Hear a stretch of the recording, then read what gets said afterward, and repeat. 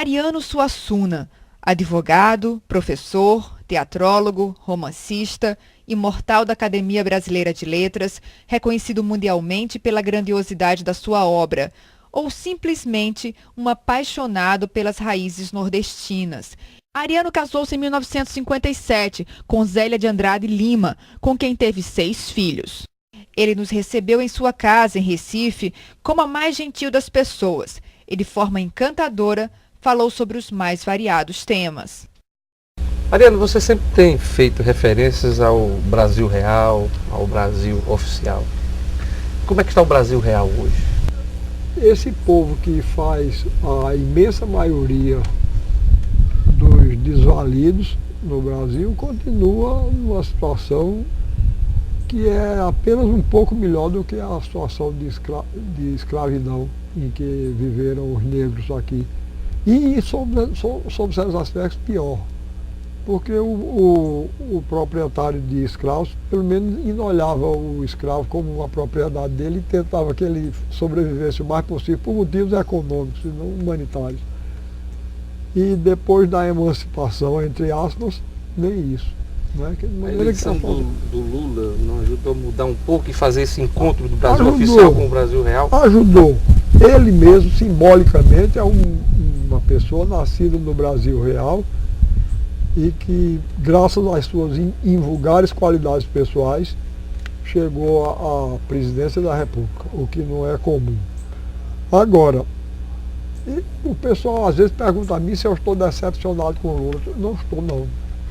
Eu não estou porque eu sabia desde o princípio que ele não é em 4 anos que um governo pode mudar uma injustiça de 5 séculos. Não é? A injustiça social brasileira começou no dia que os portugueses chegaram aqui. Ou melhor, no dia que nós chegamos aqui. Não é? Porque fomos nós. No momento em que a Carta de Caminha tem a Carta de Pero Vaz de Caminha tem um momento que me parece muito significativo. Cabral, que pertencia ao Portugal oficial, ele muito astuciosamente ele não desceu. Né? Ele chegaram no dia 22 de abril e ele ficou lá. Ele mandou outros, porque ninguém sabia qual era a recepção que ia ter. Né? Aí depois que viram que os índios eram pacíficos, vieram 2 para visitá-lo. E Pero Vaz de Caminha conta lá que ele recebeu numa cadeira, magnificamente vestido, com um grande colar de ouro ao pescoço. Né? Um grande colar de ouro ao pescoço. E conta Caminha que um dos índios apontou para o colar e depois apontou para a terra dizendo que havia ouro na terra, significando que havia ouro. O que é mentira, porque os índios não sabiam nem o valor de ouro.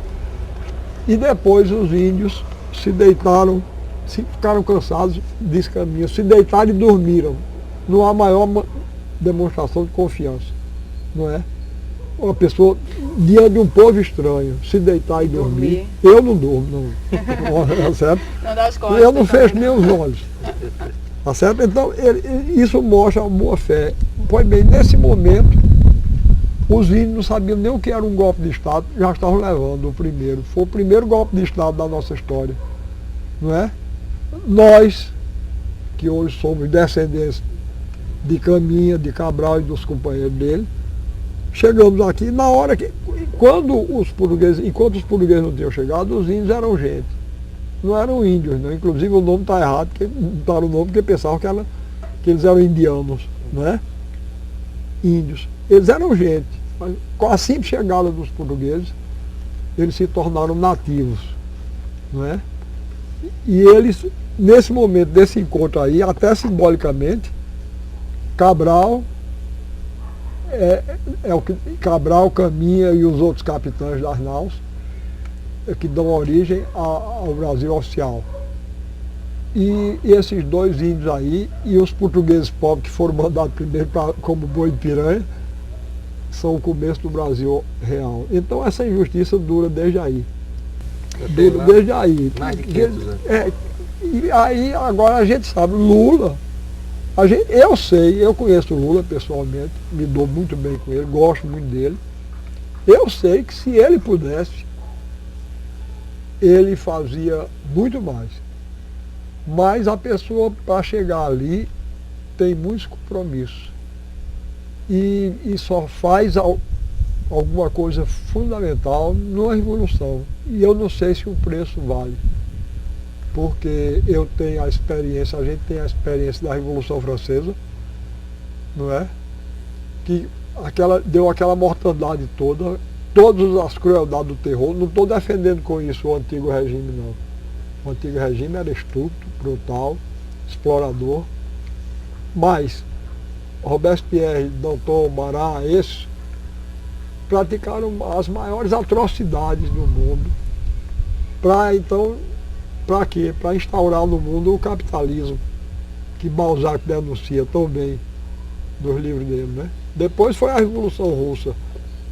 Stalin confessou que só para a instauração da guerra, ele fuzilou 10 milhões de pessoas. Você 10 já milhões. disse... E para dar em que tá, o capitalismo lá de novo, não é?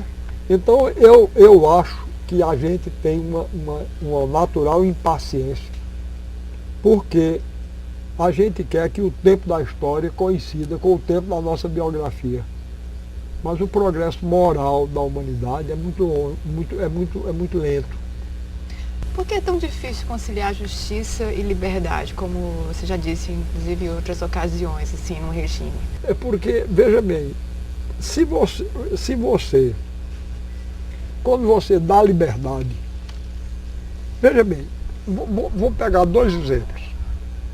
A União Soviética, a antiga União Soviética, privilegiava a justiça em detrimento da liberdade.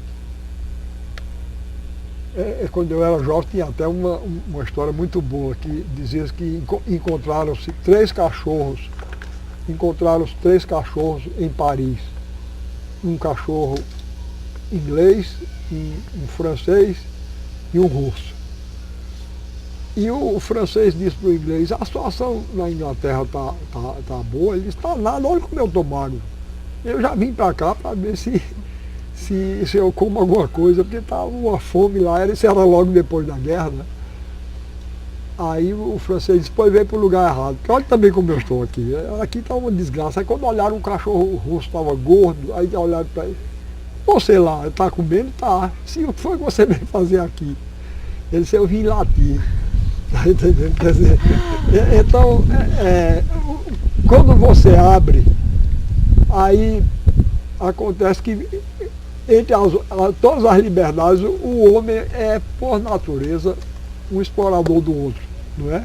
Então lá fica esse dilema horroroso. Ou você proíbe o lucro e as outras coisas todo dia do capitalismo, e com isso você tem que proibir a liberdade de imprensa, tem que proibir latir, não pode latir. Ou então você faz a outra opção, aí toda exploração. Você acredita em liberdade de imprensa, Ariano? Já que você tocou nesse assunto, existe aqui nesse país? Eu vou lhe ser franco, outro dia até me pediram para eu protestar aí contra qualquer coisa em nome da liberdade de imprensa.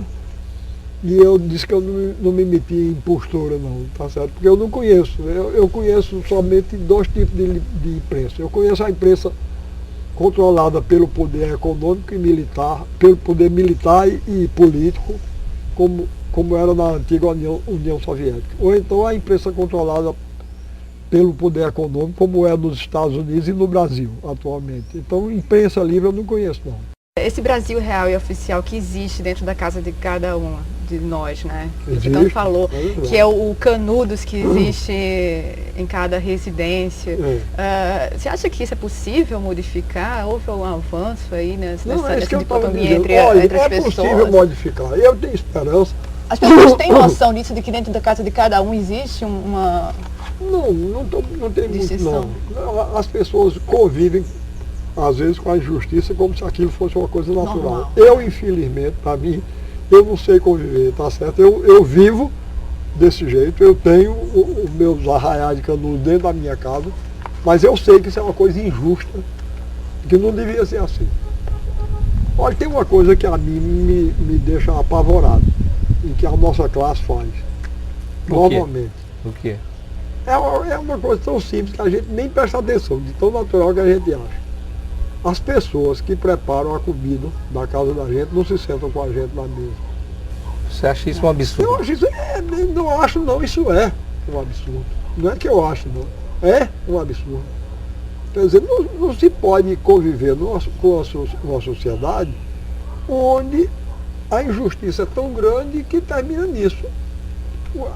A grande maioria tem que se sujeitar a receber salários que são desprezíveis. Você veja uma coisa, normalmente, quando se está falando, a classe média brasileira, quando está falando sobre os salários baixos que a gente ganha, se a empregada entrar, você baixa o tom de voz.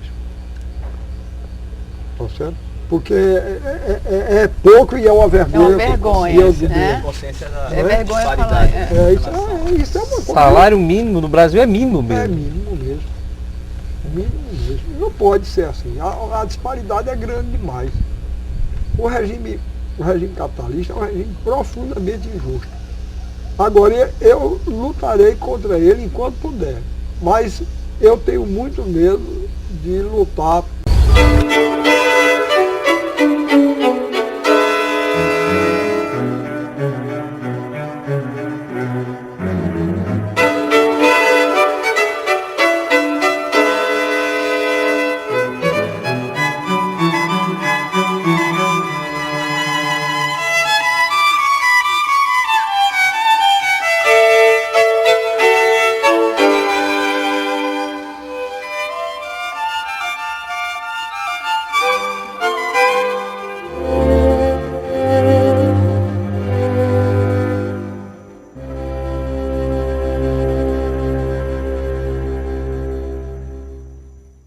Ariano Suassuna, advogado, professor, teatrólogo, romancista, imortal da Academia Brasileira de Letras.